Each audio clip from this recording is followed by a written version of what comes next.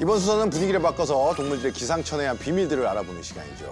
세상 모든 동물의 특급 시크릿을 파헤친다. 시크릿 주주입니다. 오늘 소개할 동물은 어떤 동물인가요? 세계를 주목시킨 유명 아이돌이 자신의 반려동물로 소개하면서 깜찍한 외모로 각광받게 된 동물인데요. 혹시 예원 씨는 뭔지 알아요? 저는 살짝 눈치를 챈 것 같은데 정확히 답이 맞는지 아닌지 몰라서 한번 이 동물이 맞을지 저희 만나봐야 될 것 같아요. 그래요. 선생님 빨리 만나보게 해주시죠. 예. 한번 만나보시죠. 서울 도심 한가운데 특별한 반려동물이 살고 있다는데요. 안녕하세요. 네, 안녕하세요. 여기 특별한 친구들이 살고 있다고 해서 왔는데 맞나요? 아, 저희 슈가 글라이더 보러 오셨구나. 들어오세요.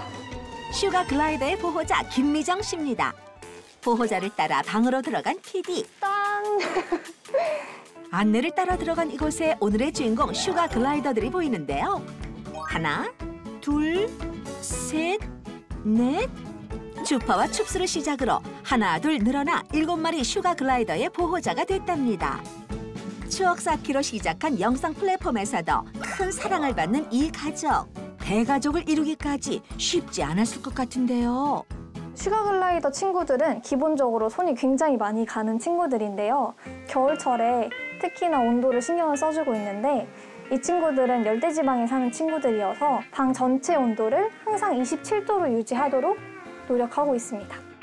보호자가 슈가 글라이더를 잘 키우는 또 다른 비결이 있다는데요. 지금 슈그리들 밥 먹을 때 돼가지고 식단 챙겨주고 있는데 슈그리들은 하루에 한 번 과일, 채소, 단백질 이렇게 섭취해야 돼서요. 오늘은 고구마랑 감이랑 단백질 가루 이렇게 준비했습니다. 슈가 글라이더는 건강을 위해 하루 한 번 과일과 채소, 단백질로 영양의 균형을 맞춰주는 게 중요하다고 합니다.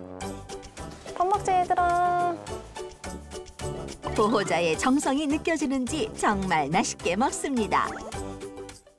그럼 특별한 외모와 능력을 갖춘 슈가 글라이더의 특급 시크릿 알아볼까요? 슈가 글라이더는 캥거루목, 주머니 하늘 다람쥐과의 포유류로 몸과 꼬리를 합친 길이가 약 35cm, 몸무게는 100에서 150g 정도의 아주 작은 생명체인데요. 오스트레일리아의 북동쪽과 남동쪽, 인도네시아와 뉴기니 일부 섬의 산림 지역에 서식하며 이름에도 슈가라는 단어가 붙었을 정도로 과일과 꽃, 꿀 같은 단 것을 매우 좋아하며 곤충이나 조류까지도 먹는 잡식성 동물인데요. 낮에는 보금자리 속에 숨어 있다가 주로 밤에 활동하는 야행성 습성을 가지고 있다고 합니다. 그런데 묘하게 닮은 듯 다른 다람쥐와 슈가 글라이더. 이 두 친구의 차이점은 뭘까요? 슈가 글라이더는 슈퍼맨처럼 날 수 있는 비막을 갖고 있는데요. 바람의 저항력을 이용해 활강이 가능합니다. 물론 새처럼 계속 날아다닐 순 없지만 슈가 글라이더의 특별한 능력 대단하죠. 입덕 주의! 금방이라도 빠져들 듯 커다란 눈망울을 가진 슈가 글라이더의 모든 것이 잠시 후 공개됩니다.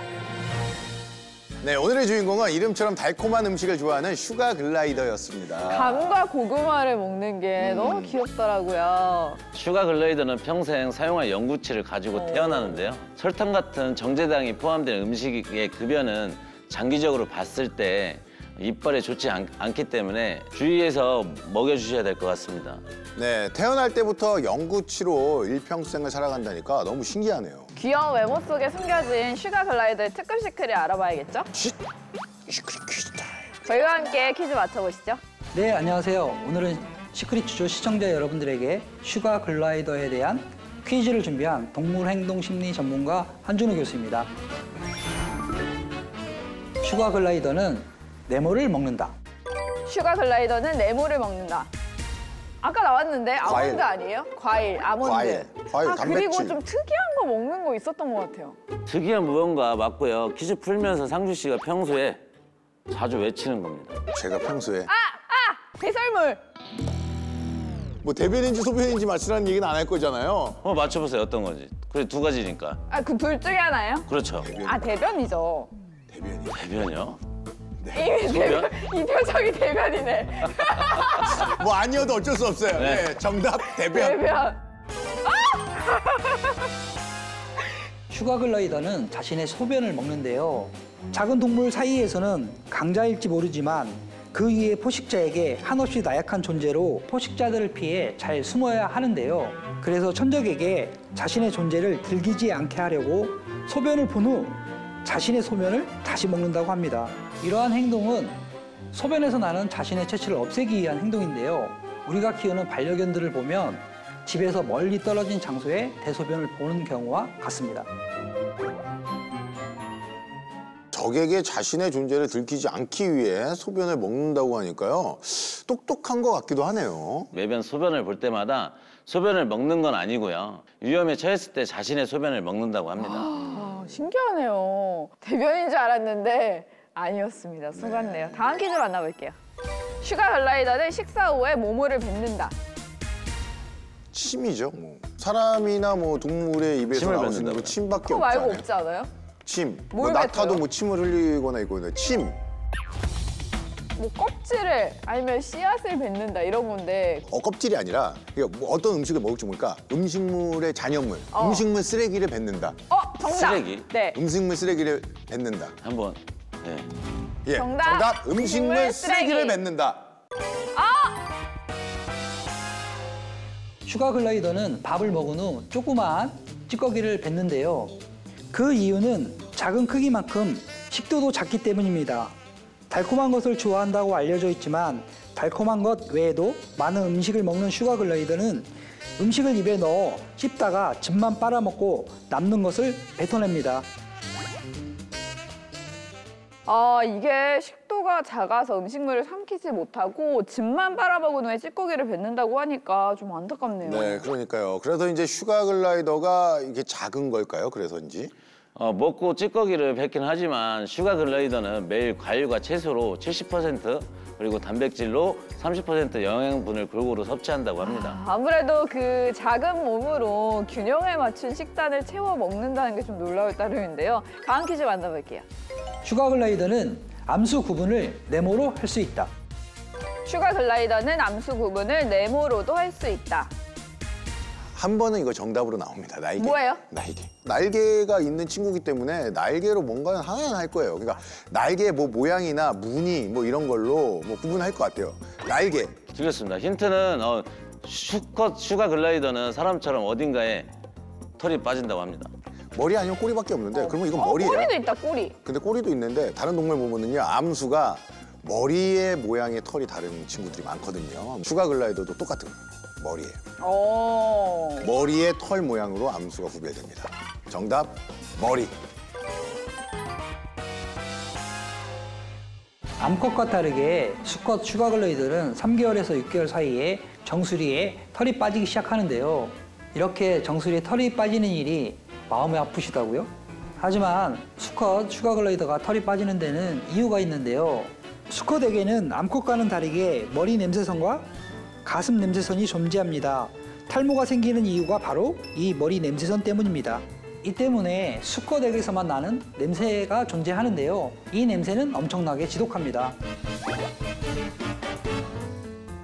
야 사람처럼 이제 정수리 부분에 탈모가 있는 것처럼 벗겨진다고 하니까 마음이 좀 아픕니다. 암컷, 수컷 모두 빠지는 게 아니고요. 머리 냄새 선 때문에 수컷에서만 빠진다는 거잖아요. 맞아요. 매번 말하지만 정말 동물의 세계는요 알면 알수록 정말 신비한 것 같습니다. 네, 지금까지 동물들의 놀라운 비밀을 파헤쳐본 시크릿 주주였습니다. 애니멀 시그널 이제 어느덧 마칠 시간인데요. 요즘처럼 추운 겨울철에는 실내외 온도차가 커져서 반려동물의 건강에 이상이 생기기가 쉽기 때문에 더욱 반려동물 건강 관리에 신경을 써줘야 한다는데요. 네, 일반적으로 반려견과 반려묘 경우 온몸이 털로 뒤덮여 있기 때문에 추위에 강할 것으로 생각하기 쉽지만 개와 고양이 피부는 사람의 피부보다는 피부와 점막이 약해서 피부 질환이 생길 수 있는 만큼 적정 온도를 유지시켜주는 게 중요하다고 합니다. 네, 뿐만 아니라 반려동물도 사람과 비슷하게 감기, 인플루엔자 같은 바이러스성 질환에 걸리기 쉽기 때문에 예방이 최우선인데요. 무엇보다 면역력을 관리해주는 게 좋다고 합니다. 집안의 습도를 50에서 60%로 유지하고 또 하루 한 번 이상은 환기를 꼭 해주시는 게 좋습니다. 네, 오늘 애니멀 시그널의 즐거운 이야기, 다양한 동물들을 다시 보고 싶다면요. YTN 사이언스 유튜브 채널에 들어오시길 바라고요. 덤으로 구독과 좋아요 버튼 눌러주시면 감사하겠습니다. 네, 진짜 오랜 시간 애니멀 시그널 함께하면서 저는 늘 반성을 하고 갔던 것 같아요. 촬영을 끝나고 집에 가면 여름이에게 더 잘해줘야겠다라고 생각을 했었는데 상준 씨는 어땠어요? 네, 저도 애니멀 시그널을 하는 동안 정말 뜻깊은 시간이었습니다. 그동안 애니멀 시그널을 사랑해주시고 시청해주신 모든 시청자분들 감사합니다. 네, 모든 동물이 행복하게 사는 세상을 꿈꿉니다. 동물의 모형연구소 애니멀 시그널. 여러분 안녕히 계세요. 함께할 수 있기를 햇살이 비추기를 소리 내어 하우 달 동안 함께 해주셨는데 예. 동물을 더 사랑하는 마음으로 좀 변했고 네. 동물에 대해서 조금 다시 한번 생각해보는 시간이었던 것 같아요. 그래서 너무 좋았고 네. 1년 동안은 너무 짧지 않았나. 이게 계속해서 누군가에게는 이런 것들을 알려줘야 된다고 생각을 합니다. 맞아요. 그렇기 때문에 저희가 빠른 시일 내에 찾아가야 됩니다. 그동안 애니멀 시그널 시청해주신 여러분 감사합니다. 감사합니다. 수